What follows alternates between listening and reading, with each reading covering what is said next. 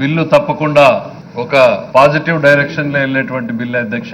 తప్పకుండా ఈ బిల్లును మేము ఆమోదిస్తున్నాం. ఇవాళ భూమి కొనాలంటే భయపడేటువంటి పరిస్థితులు ఉన్నాయి. అది నిజమైనటువంటి టైటిల్, డిస్ప్యూటెడ్ టైటిల్ అనేటువంటిది ఈ పరిస్థితుల్లో ఈ బిల్లు రావాల్సినటువంటి అవసరం ఉందనేటువంటిది భారతదేశ ప్రభుత్వం కూడా గుర్తించింది అధ్యక్ష.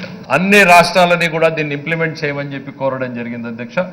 నల్ల చట్టం, జగన్ ల్యాండ్ గ్రాబింగ్ యాక్ట్ ఇది. మీ భూమి మీద కన్నేశాడు. మీ భూమి మీది కాదు, ఈ భూమి జగన్దే, మీ భూమి జగన్దే. ఈ బిల్లును మేము ఆమోదిస్తున్నాం. ఊసరి వెళ్ళి కూడా చంద్రబాబు నాయుడును చూసి బహుశా సిగ్గుపడుతుందేమో.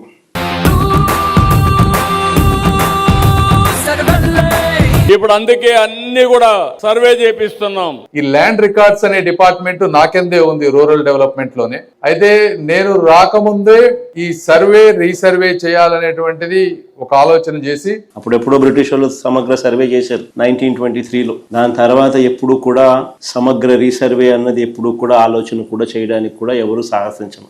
చెప్పిన మేరకు 2020 డిసెంబర్ 21వ తారీఖున సమగ్ర భూ సర్వే రికార్డ్స్ అన్ని అప్డేట్ చేయడం, సిస్టమ్స్ లీకి రిఫార్మ్స్ తీసుకొని రావడం మొదలుపెట్టి ఒక గొప్ప అడుగు పడింది ఆ రోజు.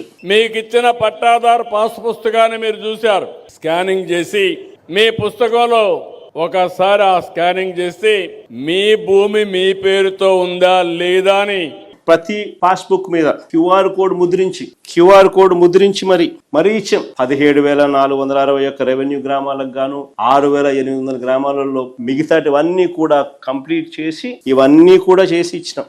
ఆంధ్రప్రదేశ్ ఇందులో నంబర్ 1 గా ఉంది. 490 కోట్ల రూపాయలు మనం ఇది చేయడం వల్ల ఈ రాష్ట్రానికి ఇన్సెంటివ్ గా కూడా డబ్బులు తీసుకున్నాం. మనం ఈ భూమండలం మీద నిజంగా ఇంతటి దారుణమైన క్రెడిట్ చోరీ చేయగలిగిన వ్యక్తి ఇంకొకటి ఎవడైనా ఉండగలడా అని అనిపించేట్టుగా చంద్రబాబు నాయుడు గారు మాట్లాడుతా ఉన్నారు. ఊసరి వెళ్ళి కూడా చంద్రబాబు నాయుడును చూసి బహుశా సిగ్గుపడుతుందేమో.